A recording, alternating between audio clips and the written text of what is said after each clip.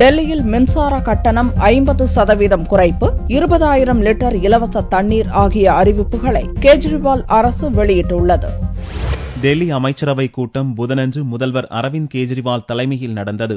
ஆம் ஆத்மி கட்சியின் தேர்தல் அறிக்கையில் உறுதியளித்தபடி மின்சார கட்டணத்தை 50% குறைப்பதெனவும் மாதந்தோறும் 20,000 லிட்டர் தண்ணீர் இலவசமாக வழங்குவதெனவும் அமைச்சரவைக் கூட்டத்தில் முடிவு செய்யப்பட்டது. கூட்டத்துக்கு பின் நிருபர்களை சந்தித்த துணை முதல்வர் மணீஷ் சிசோடியா, மாதத்துக்கு 400 யூனிட் மின்சாரம் பயன்படுத்தும் நுகர்வோர்களுக்கு மட்டும் 50% கட்டண குறைப்பு பொருந்தும் என்றார். 400 யூனிட்டுக்கு மேல் மின்சாரத்தை பயன்படுத்தினால் மின்சார கட்டணம் முழுவதும் செலுத்த வேண்டும் என்றும் சிசோடியா கூறினார். மின் கட்டண குறைப்பின் மூலம் டெல்லியில் 90% நுகர்வோர்கள் பயன்பெறுவர். அதேபோல ஒவ்வொரு வீட்டுக்கும் 20,000 லிட்டர் தண்ணீர் இலவசமாக வழங்கப்படும் எனவும் மணீஷ் சிசோடியா கூறினார். மின்சாரம் மற்றும் தண்ணீர் கட்டண அறிவிப்பு மார்ச் 1ஆம் தேதி முதல் அமலுக்கு வரும் எனவும் சிசோடியா கூறினார். மின்சார கட்டண குறைப்புக்காக ஆண்டுக்கு 1,400 கோடி ரூபாயையும், இலவச தண்ணீருக்காக 250 கோடி ரூபாயையும் டெல்லி அரசு மானியமாக வழங்கும் என்றும் சிசோடியா கூறினார்.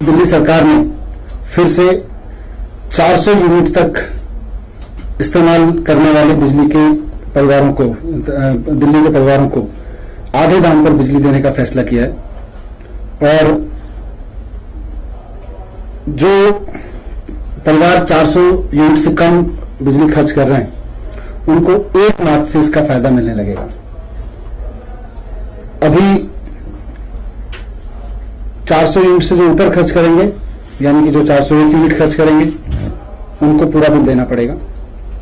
तो इसलिए मेरे दिल्ली वासियों से ये ऐलान करते हुए कि दिल्ली में बिजली के दाम आधे किए जा रहे हैं, ये भी अपील है कि बिजली थोड़ा कैफियत से खर्च करें ताकि 400 यूनिट से कम आपका बिजली का बिल रहे और आपको आधे दाम पे बिजली मिल सके।